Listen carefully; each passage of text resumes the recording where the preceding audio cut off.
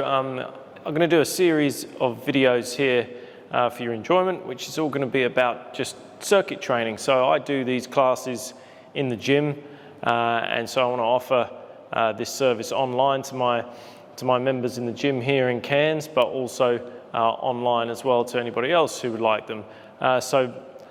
In this first video though, I'm going to go through some quite important aspects of the training that you need to know before you start, because these circuits are all about really improving your movement, improving your posture. So they're not really about getting too tired, although that will happen if you do the exercises properly. But you can certainly do these exercises in a way that won't be tiring at all and won't do you much good either. And in fact, they could even possibly cause injury if you don't pay enough attention to detail. So that's what I'm going to talk about here. So the only equipment that you need for this first circuit, for the first circuit in the series, will be a weight.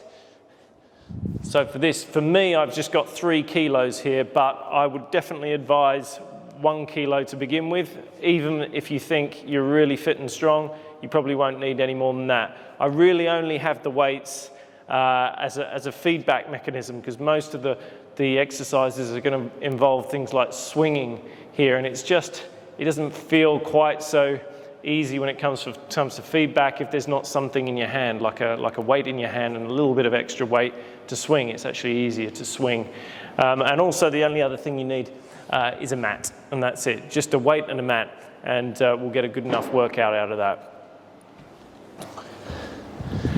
Firstly though, there are some things that you need to know before we start. So posture is supremely important in these exercises, and I'll just explain why very briefly. So you can find further explanations about stuff like this on my blog, so thefreetrainer.org, or on my Facebook page, or on the rest of the videos in this YouTube channel.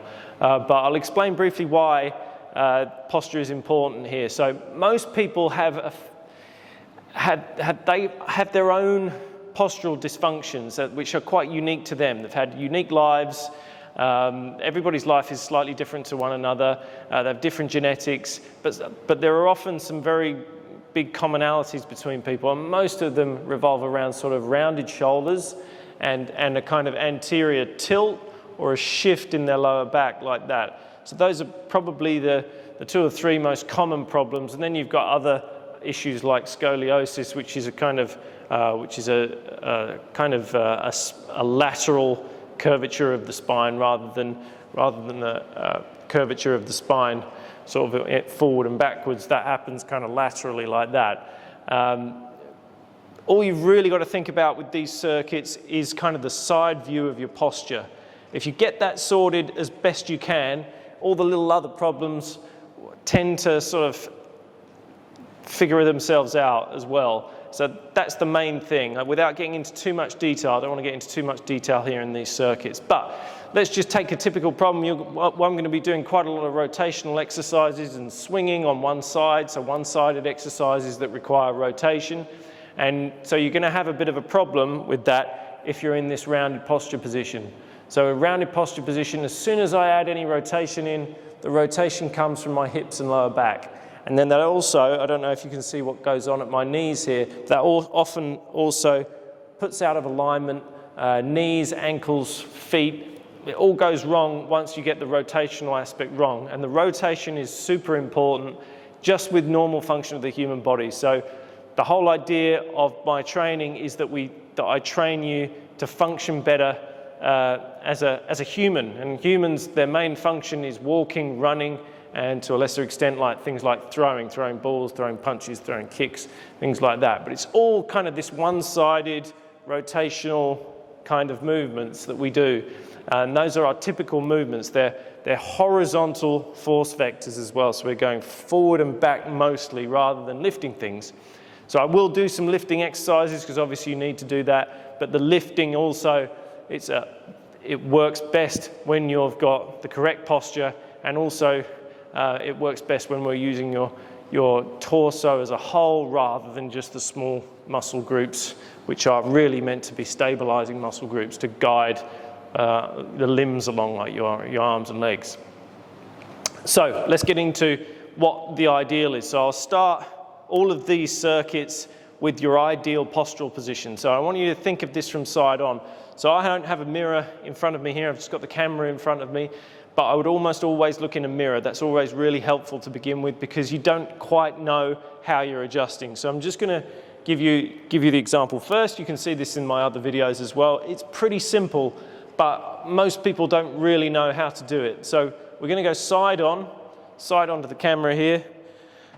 And the first cue I'm going to get you to do is just take a big deep breath through your rib cage. So not through your stomach. I want this to come through the rib cage. So big deep breath through the rib cage. Like that. And then I want you to... Some people can't manage to do this because they've got quite a bit of restriction in their rib cage. So added to that, I just want you to lift your shoulders a little bit as well. I found this helps with quite a lot of people. So just big deep breath through the rib cage and then raise your shoulders a bit. Then the next cue is going to be to just bring them back.